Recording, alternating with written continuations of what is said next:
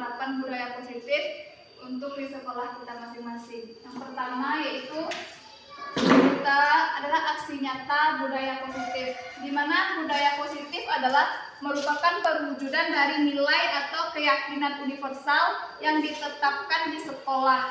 Budaya positif dapat mendorong murid untuk mampu berpikir, bertindak, dan mencipta sebagai proses kemerdekaan dirinya sehingga mampu mandiri dan bertanggung jawab atas dirinya sendiri.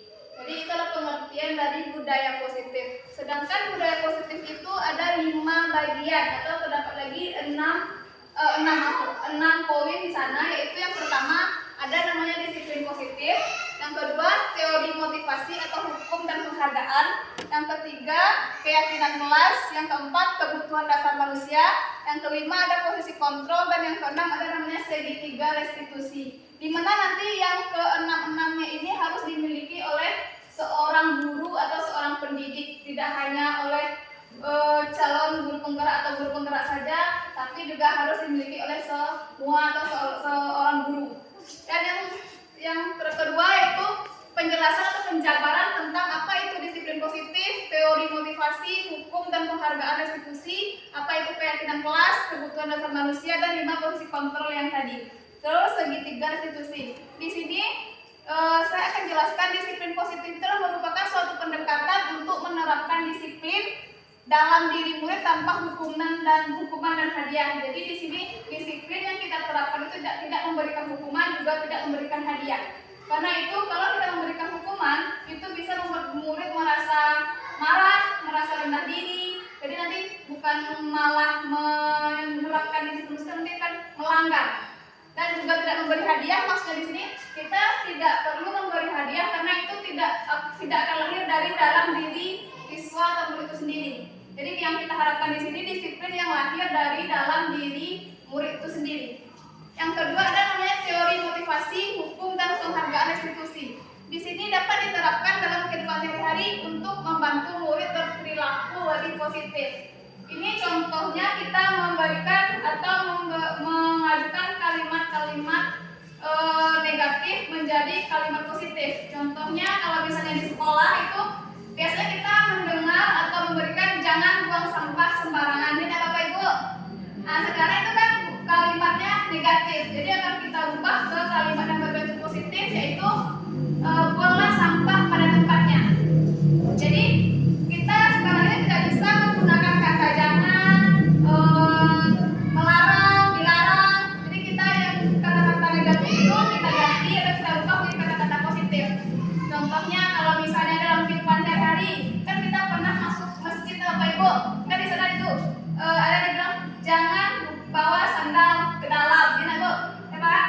Nah jadi itu kan nanti kita ubah kalimatnya menjadi sendal atau alas kaki harap dilepas. Itu kan lebih santun ya Bapak Ibu. Jadi itu yang dimaksud dengan teori motivasi, hukum dan penghargaan restitusi. Jadi kalimat yang berbau negatif itu kita ubah menjadi kalimat yang lebih positif.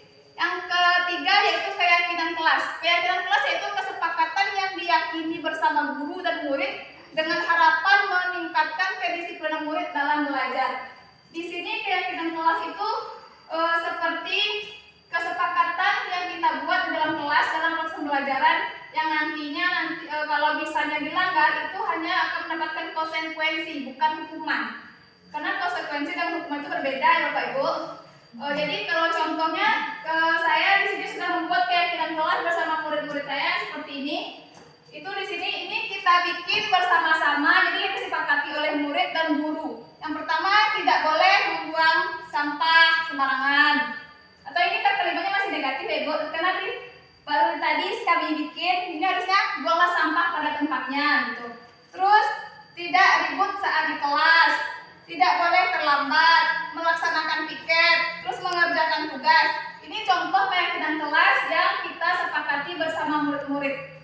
Beda dengan tata tertib kelas ya Bapak Ibu. Kalau tata tertib itu kan ada hukumannya kalau melanggar. Contoh, kalau misalnya siswa kita memakai sendal ke sekolah, ada hukumannya. Nah Bapak Ibu, itu memang udah ada aturannya gitu. Dan kalau tata tertib kelas kita juga ada itu di mading, itu sudah lama kita bisa ya Bapak Ibu lihat juga, itu sudah lama kita bikin di kelas 5. Yang keempat yaitu kebutuhan dasar manusia. Kebutuhan dasar manusia itu ada 4 poin juga. Yang pertama, kebutuhan bertahan hidup. Jadi kita sebagai manusia itu pasti kita butuh untuk bertahan hidup. Yang kedua, kasih sayang dan rasa diterima. Yang ketiga, penguasaan, dan yang keempat, kebebasan dan kesenangan. Jadi kebutuhan dasar manusia itu ada 4. Yang pertama itu kebutuhan bertahan hidup. Kita sebagai manusia pasti butuh untuk bertahan hidup. Kenapa? Itu pasti akan melakukan segala cara untuk mampu bertahan hidup. Yang kedua, kebutuhan kasih sayang dan rasa diterima. Dan kita juga, apalagi murid Bapak Ibu, pasti dia membutuhkan rasa kasih sayang dan rasa diterima di lingkungannya. Yang ketiga, penguasaan, dan yang keempat kebutuhan kebebasan dan kesenangan. Kebutuhan kebebasan dan kesenangan ini contohnya yang murid diberikan waktu untuk istirahat. Itu kan kebebasan dan kesenangan ya Bapak Ibu ya, tidak hanya belajar, fokus belajar gitu. Itu juga kebutuhan dasar manusia yang harus dipenuhi oleh guru. Yang kelima, 5 posisi kontrol. 5 posisi kontrol ini ada 5 komponen juga. Yang pertama hukum, yang kedua pembuat rasa bersalah, yang ketiga teman, yang keempat sebagai pemantau, yang kelima sebagai manajer. Nah, yang kelima posisi kontrol ini yang harus dipahami betul oleh kita seorang guru. Jadi kalau mungkin guru menerapkan sebagai penghukum.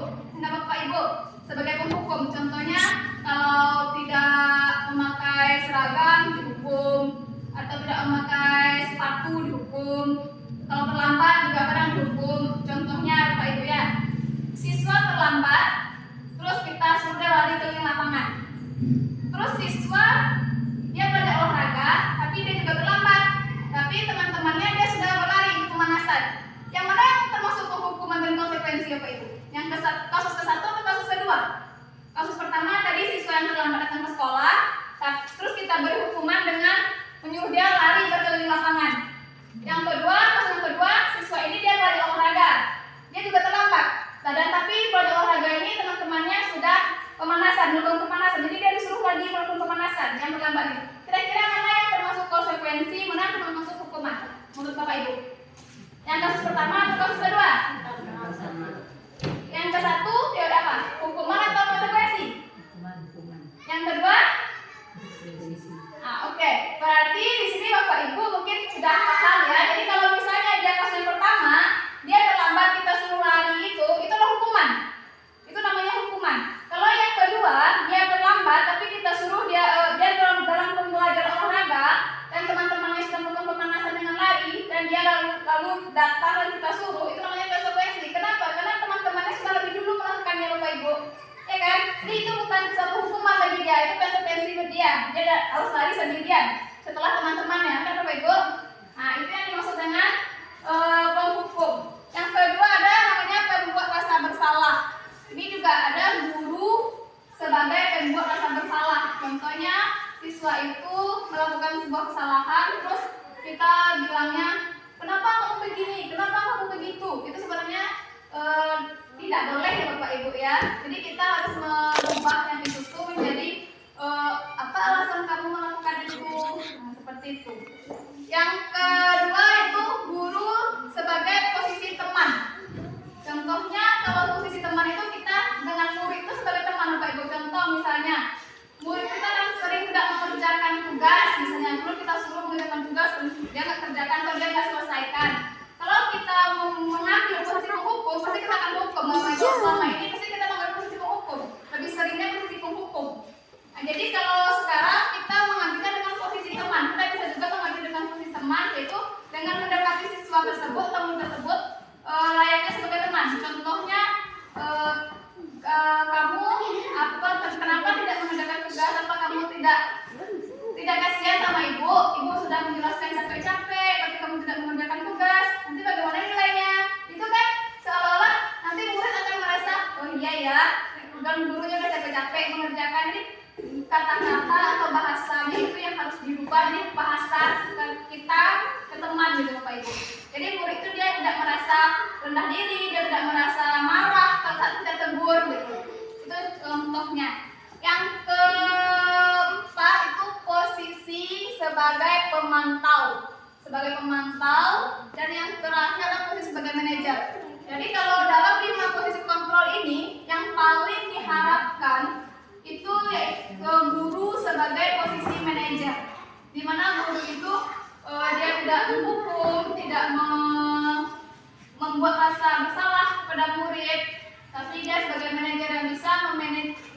memanage waktu, memanage segalanya agar murid itu tetap berada di tempatnya gitu Bapak Ibu, yang seharusnya gitu. Dan yang keenam ada namanya segitiga restitusi. Segitiga restitusi ini dilakukan saat kita memanggil siswa atau murid yang bermasalah dengan berdua. Kalau misalnya kalau dulu itu namanya kayak BK gitu ya Bapak Ibu. Jadi kalau dalam situasi seperti itu kita harus menggunakan namanya segitiga restitusi. Di mana segitiga restitusi ini ada 3 lagi jabarannya. Yang pertama menstabilkan identitas, validasi tindakan yang salah, dan menanyakan keyakinan. Di mana menstabilkan identitas ini, guru itu tidak fokus kepada kesalahannya, tapi bagaimana solusinya. Kalau untuk validasi tindakan yang salah ini juga guru tidak fokus menanyakan kesalahannya, tapi guru itu memberikan seperti contoh kalimatnya, wajar kamu seperti itu, ibu juga pernah dulu seperti itu, tapi kamu tahu kan ini tidak baik, tapi kamu tahu kan ini bagaimana. Nah, seperti itu contoh kalimatnya Bapak Ibu. Kalau yang menanyakan keyakinan ini sesuai dengan keyakinan kelas yang kita sepakati, lalu kita tanyakan, kalau misalnya kamu sering terlambat, apakah itu sudah sesuai belum dengan keyakinan kelas yang kita sepakati? Jadi murid itu merasa dia flashback gitu dengan apa yang sudah diyakini bersama-sama gitu Bapak Ibu. Jadi dalam menyelesaikan masalah itu murid tidak merasa terbebani, murid tidak merasa bersalah, walaupun sebenarnya kita menyelesaikan masalah. Jadi kita menggunakan segitiga restitusi namanya Bapak Ibu. Sampai di sini kira-kira sudah.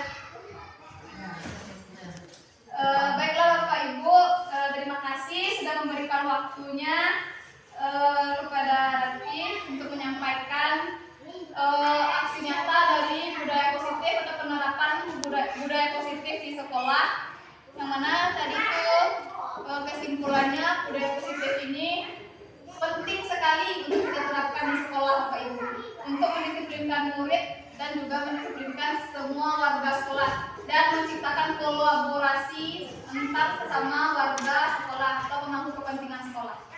Terima kasih Bapak Ibu. Wassalamualaikum warahmatullahi wabarakatuh.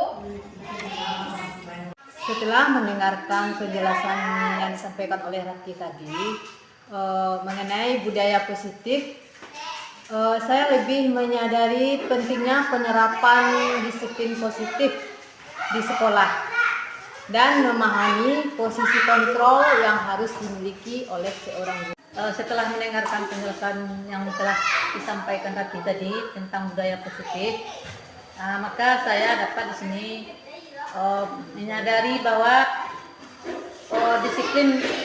peningkatan disiplin di sekolah itu lebih ditekankan kepada siswa dan mendidik siswa agar lebih bertanggung jawab terhadap peraturan yang ada di sekolahnya dan kegiatan yang akan dilakukannya di sekolah.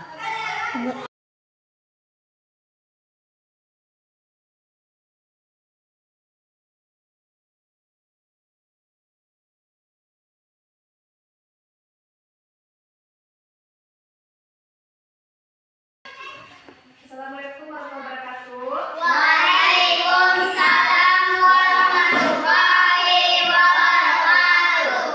Selamat pagi anak-anak Ibu. Selamat pagi, Bu. Sudah sarapan tadi?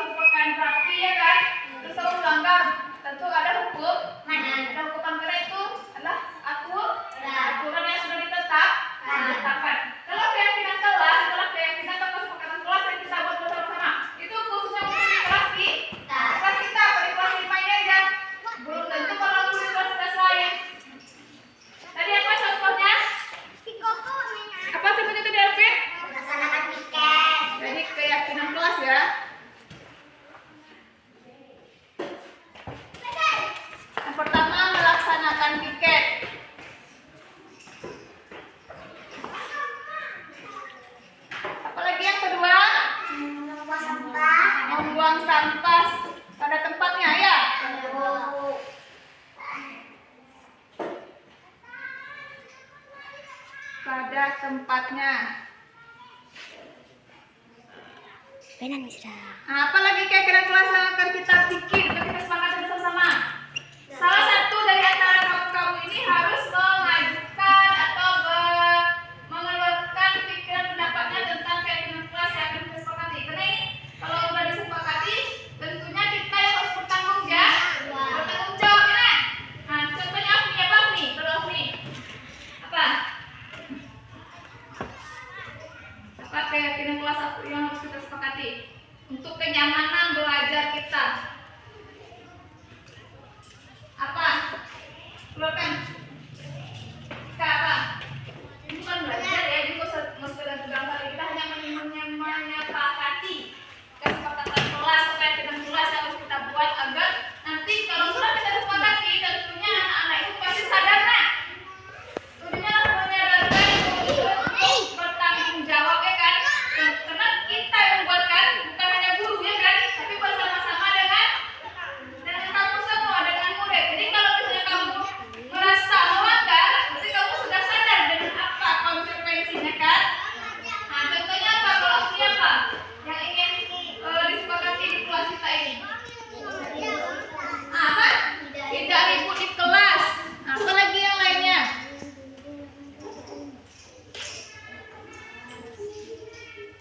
Kita semuanya hanya 6 orang, ya. Nah, masing-masing dari kamu ini keluarkan isi kepalanya apa?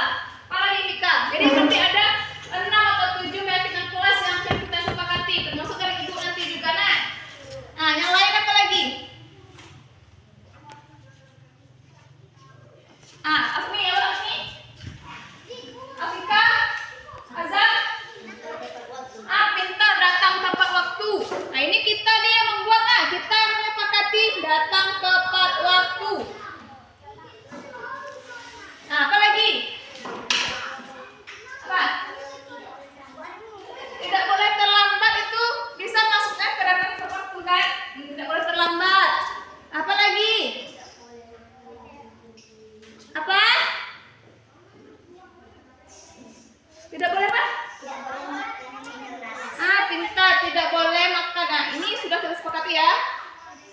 Tidak boleh makan dan minum.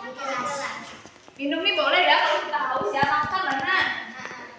Minum saat proses PBM, saat PBM sedang berlangsung, ya. Ini sudah sering juga yang betul, kan? Sedang berlangsung. Apa lagi kira-kira untuk menyempurnakannya? Harus membuat tugas yang penting, ya. Nah, ini dari ibu, ya. Berarti yang ketujuh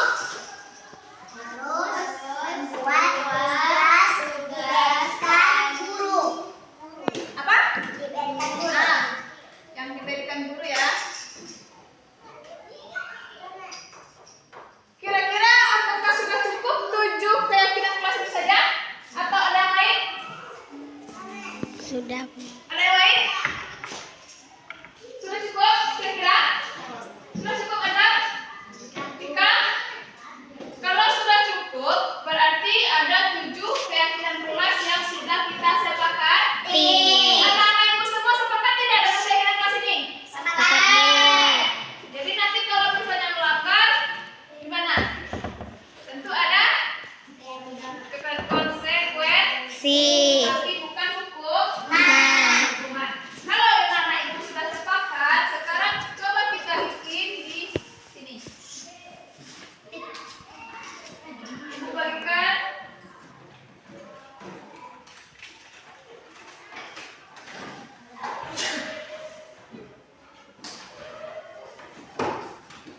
Nah, sekarang coba anak-anak ibu perhatikan dulu kalimat atau kata-kata yang ada di papan tulis di keyakinan kelas kita ini.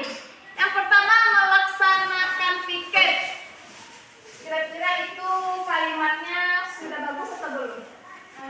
Sudah positif atau belum? Sudah?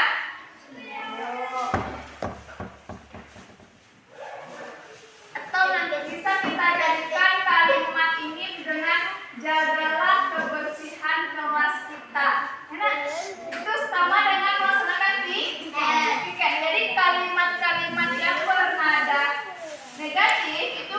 kita rubah ke kalimat yang bernada positif. Positif agar kita itu kalau mengerjakan itu tidak berat. Ada dorongan dari diri kita sendiri. Yang kedua, berarti ini kita jadikan kalimat positifnya apa?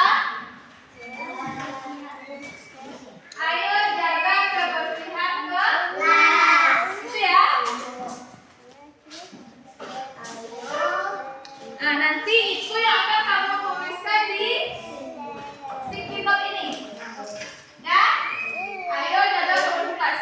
Itu nanti akan ditulis oleh Mike. Dari sini aja satu ya, nanti ya. 1, 2, 3, 4, 5, 6, 7. Dari buku itu ya.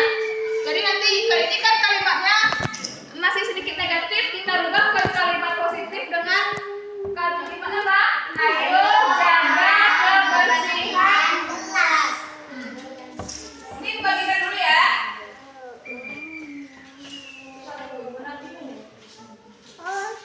Oh ya, penulis ini tolong ya. Ini kan ada lemnya ya.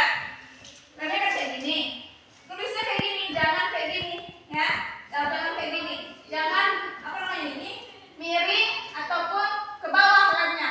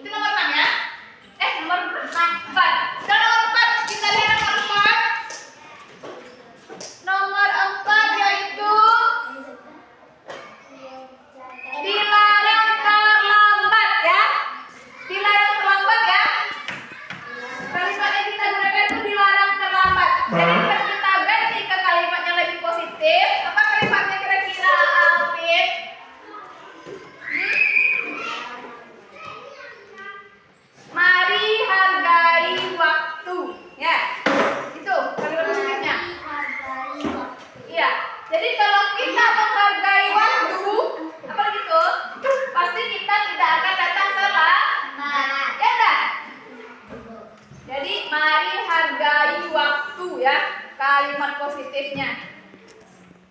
Jadi anak-anak ibu, siapapun yang menghargai waktu pasti dia akan tidak terlambat ya. Pasti dia akan menghargai waktu dengan datang tidak terlambat ke sekolah ya kan?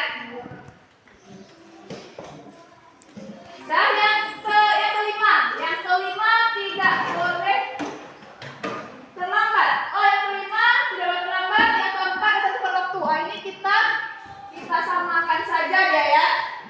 Berarti yang kelima ini keenam ya. Kamu ya. Yang keenamnya tidak boleh makan saat PBM sedang berlangsung. Nah, kira-kira apa tuh? Nilai kebajikan apa kira-kira yang tertanam di sini? Tidak boleh makan ini. Tidak boleh makan saat PBM sedang berlangsung. Apa kira-kira? Apa jika kita jadikan kalimat positif itu apa? Kira-kira kalimatnya?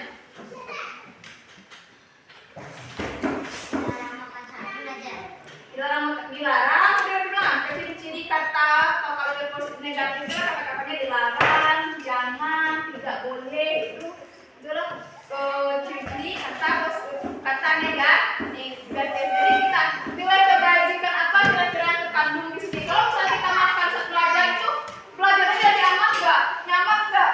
Kira-kira enggak kan? Pasti itu akan mengganggu. Nah, bisa nggak dengan kedisiplinan di sini kira-kira? Ada nggak? Kita bikin aja. Mari jaga kedisiplinan. Ya. Jaga kedisiplinan. Ya, mari jaga kedisiplinan kelas. Ya.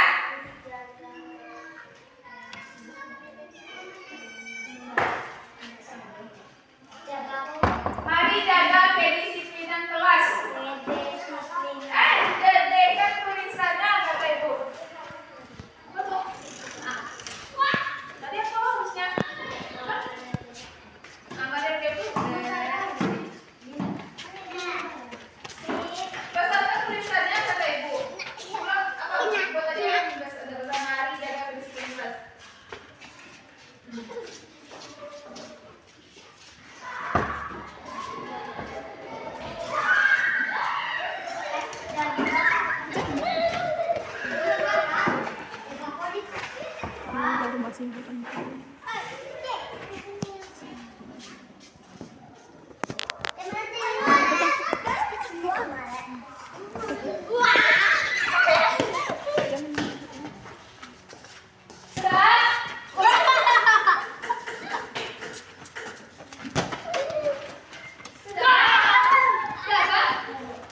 Sekarang kita lihat yang kalimat nomor 7.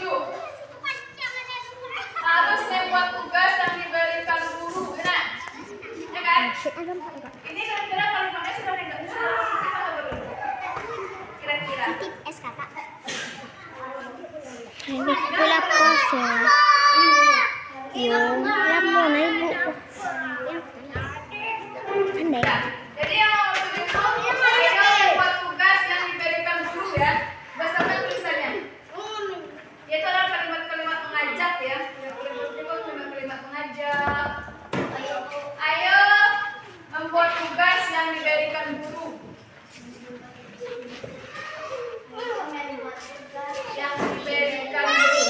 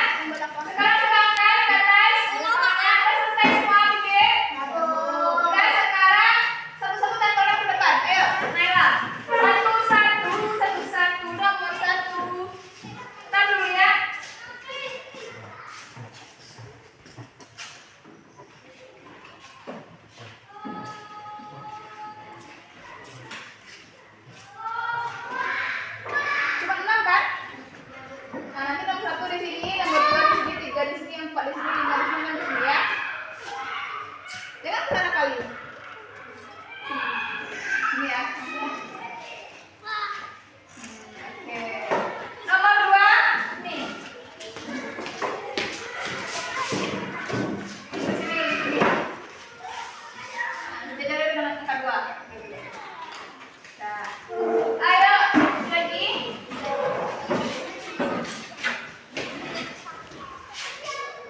Nomor 3.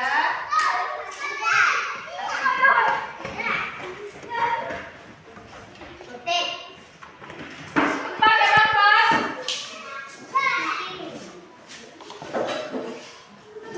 Masih boleh makan?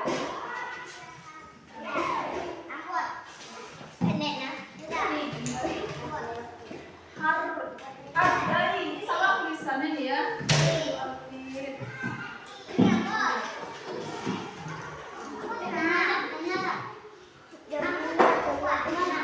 Lila, kau nak pandai Nomor tenggelam? 5. Siapa nomor 5?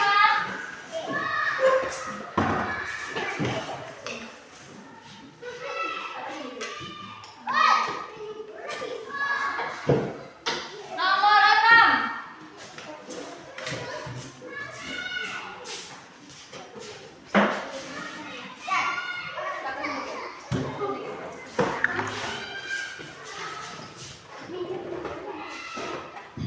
Dah, boleh duduk.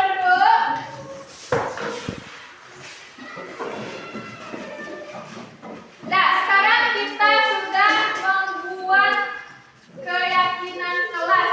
Nah, ada berapa kesepakatan yang kita bikin? Berat. Kesepakatan yang sudah kita sepakati untuk keyakinan kelas kita. Apa senang berat? Ya kan? Nah, sekarang yang 6 ini adalah sesuatu atau pikiran atau pendapat yang dikeluarkan oleh semuanya kan? Tidak hanya ibu yang membuat kan? Siapa yang membuat? Kita semua yang membuat, kita semua yang menyepakati. Kalau kita yang membuat, berarti kita harus menaati. Iya. Kamu contohnya kamu bilang sama adik kamu, jangan main remote TV misalnya, nah, ya kan?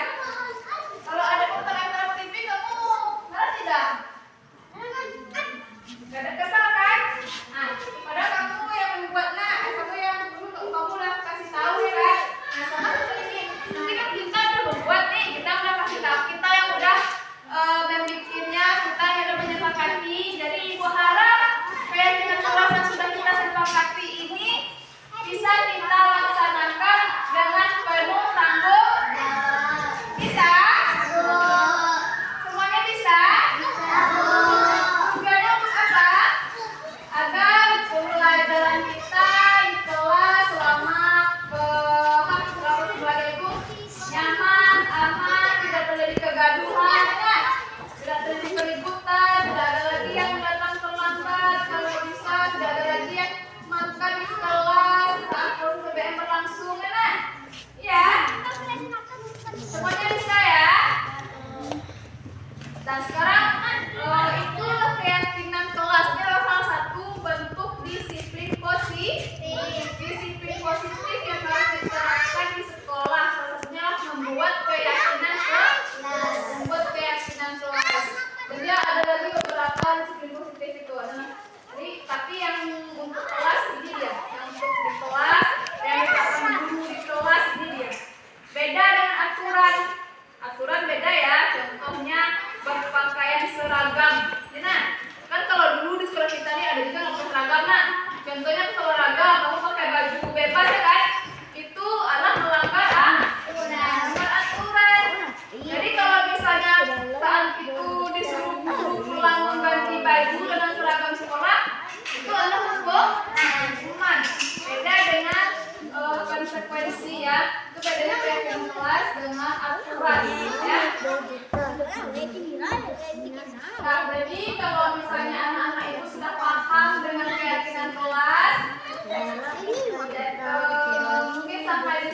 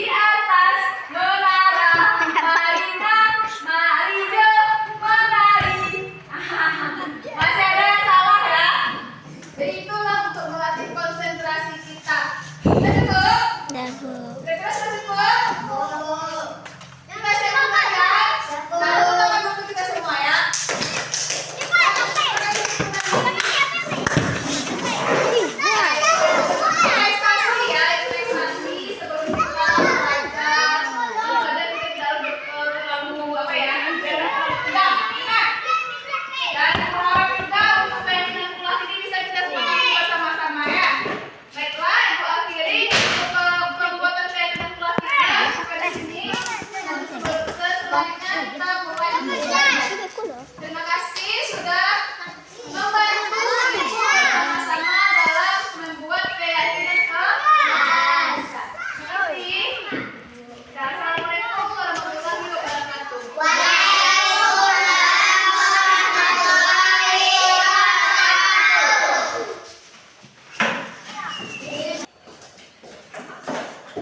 Ini adalah keyakinan kelas yang kita buat tadi ya kan. Nah sekarang ibu mau, ini kan nggak terlihat ya dari kejauhan kan, walaupun udah kita besarkan. Apa ada keyakinan kelas yang kita sudah bikin? Bisa dibaca? Baca baca. Ayo jaga kebersihan kelas. Terus Buanglah sampah pada tempatnya. lagi. Ayo jaga ketertiban kelas. Terus Hargai hari waktu. yang di belakang terlihat. Apa lagi? Mari jaga kedisiplinan. Nah, yang belakang coba baca. Ayo jaga kebersihan. Ayo membuat tugas yang diberikan dulu. Nah, ini adalah keyakinan kelas yang sudah kita sepakati, ya kan? Dan inilah salah satu bentuk penerapan apa kemarin? Apa tadi? Penerapan disiplin positif atau budaya positif. Salah satu budaya positif yang harus dikembangkan, dilaksanakan di sekolah. Inilah membuat keyakinan kelas. Keyakinan kelas ini biasanya dibikin di kelas masing-masing. Sebenarnya tidak di kelas kita saja atau kelas yang lain juga bisa memiliki keyakinan kelas ini berdasarkan contoh yang kita bikin ini. Sekarang ibu mau kamu tuliskan di sini, ya.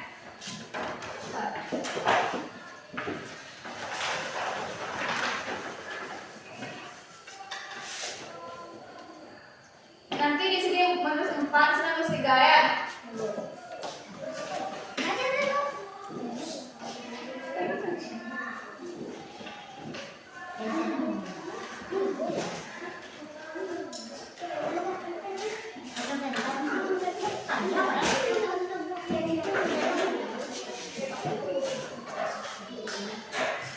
Nih pakai spidol. Mungkin dulu judulnya. Mungkin judulnya. Masih ingat kan yang udah keyakinan kelas yang udah kita sepakati? Masih ingat kan? Nanti baru kita tempelkan.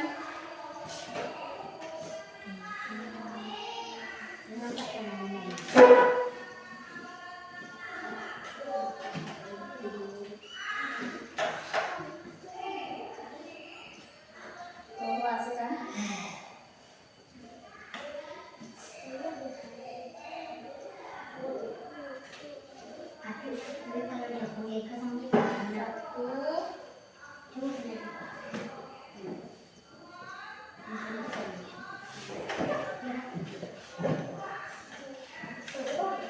Enam semua ya. Nah sekarang ditulis oleh laki-laki terlebih dahulu. Ya. Ayo. Nih pakai spidol. Perfect. Apa? Ya.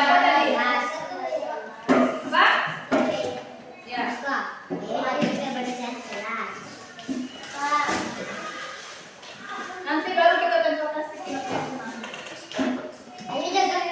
Iya, kan udah ingat kan kemarin kita tidak bikin ah.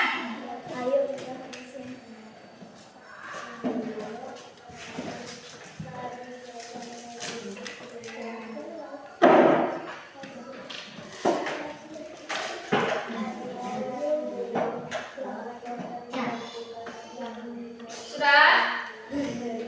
Apa tuh? Salah? Iya.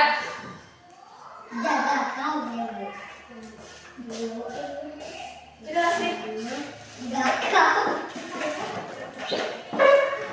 Udah, berarti ini sudah dibikin ya, nggak usah dibikin. Kita bikin di sini.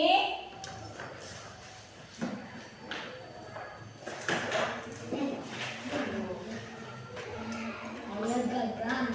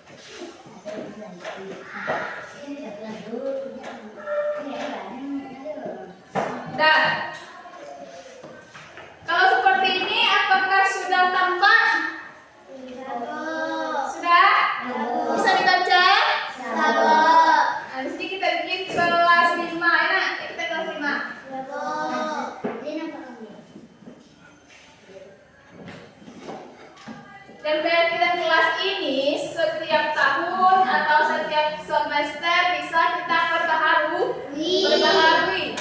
Mungkin ada yang kurang atau mungkin ada yang mau ditambahkan lagi. Nah, jadi kita evaluasi setiap 6 bulan sekali atau setiap 1 tahun. Nah, ya. Jadi itulah keyakinan kelas atau disiplin positif yang harus kita laksanakan dengan baik. Tujuannya apa? Seperti tujuannya? Harusnya nanti kita bikinkan gambarnya buang sampah pada tempat itu ada gambarnya nak.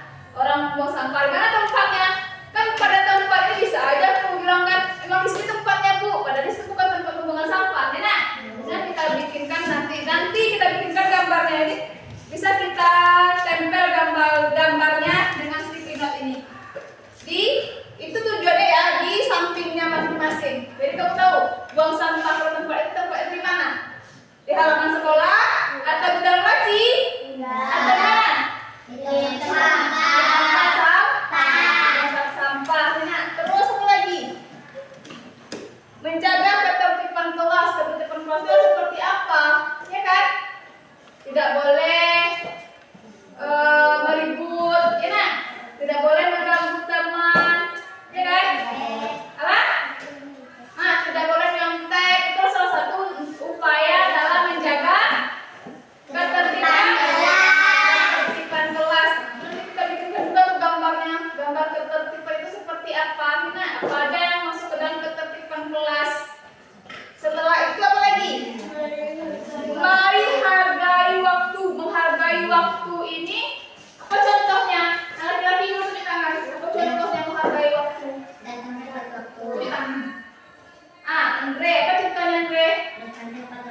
Apa lagi? Mari hargai waktu. Jadi kalau menghargai waktu itu kita datang tepat waktu. Kayak itu salah satu bentuk menghargai waktu. Menghargai waktu. Apa lagi? Apa lagi? Apa? Apa Yuna? Tidak boleh terlambat juga ya, datang tepat waktu, tidak boleh terlambat, sama lah, ya kan? Apa lagi? Ada lagi satu hal lagi. Kita bisa bukan? Apa? Apa? Kalau misalnya diberi latihan sama guru atau tugas sama guru, harusnya kita ngumpulnya kapan sih? Harus membuat PR. Ya harus membuat PR, berarti kan harus mengumpulkan tugas tepat waktu. Contohnya, dikasih PR hari ini, hari apa sekarang? Hari Selasa. Hari Selasa. Tuh ibunya bilang besok dikumpul ya. Berarti dikumpulnya kapan? Besok. Enak. Kalau misalnya bilangnya minggu depan dikumpul ya, berarti dikumpulnya kapan? Minggu depan. Pas jam pelajaran tersebut, ya kan? Jangan nanti besok dikumpul, tapi kamu nggak ada kumpul dengan alasan lupa lah. Itu kan banyak kan? Sering terjadi di kelas kita kan? Nah sekarang karena sudah kita bikin keyakinan kelas ini, ibu harapkan murid-murid ibu bisa mengumpulkan tugas tepat waktu. Bisa? Itu tujuannya membuat keyakinan kelas agar kita sadar dan termotivasi dalam melaksanakan tugas dan tanggung jawab. Kesadaran itu lahir dari diri sendiri ya kan? Bukan dari luar atau orang lain. Jadi ibu yang diharapkan itu kesadaran yang lahir dari diri sendiri. Diri sendiri. Sekarang kita tempel. Di mana kita tempel bagusnya? Di atas. Kalau itu kita harus manjat-manjat ke mana? Di sini bisa nggak ya? Di sana aja. Di tempat sudut baca kita. Nah,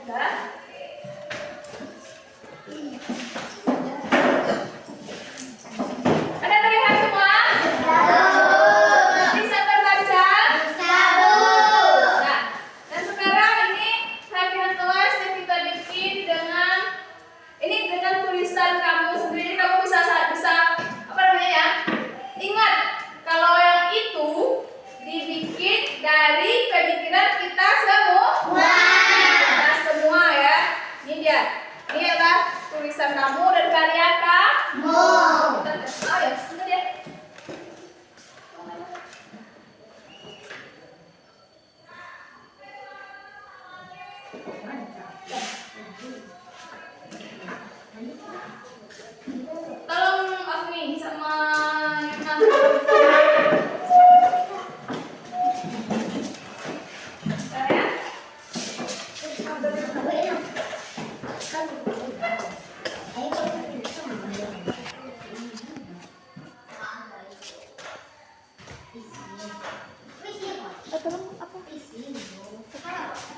Udah?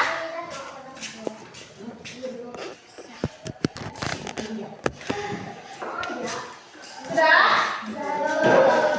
Udah. Jadi di sana sudah ada juga, di sana juga sudah ada ya.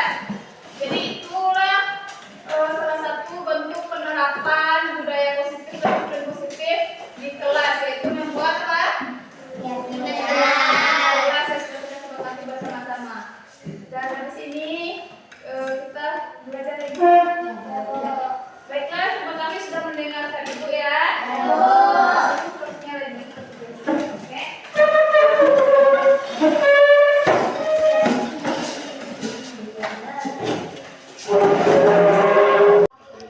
Saya senang dan bangga karena saya ikut terlibat dalam membuat keyakinan kelas bersama teman dan guru. Semoga keyakinan kelas yang sudah kita sepakati berjalan dengan baik. Saya merasa sangat senang dan merasa sangat semangat.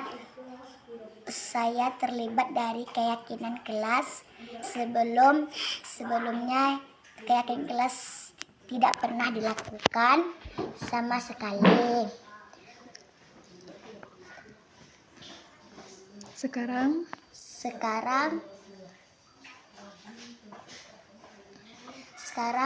saya melakukannya bersama-sama guru dan teman-teman. Saya sangat bersemangat. Semoga bermanfaat untuk keyakinan kelas. Saya sangat senang dan bersemangat. Ada 7 keyakinan kelas yang sudah kami sepakati bersama. Semoga bisa dijalankan dengan baik oleh kami semua. Rasa saya sangat bersemangat karena guru melibatkan saya dan teman-teman saya dalam membuat keyakinan kelas. Sebelumnya saya tidak pernah membuat keyakinan kelas. Semoga kami semua tetap bersemangat dalam keyakinan dalam melaksanakannya.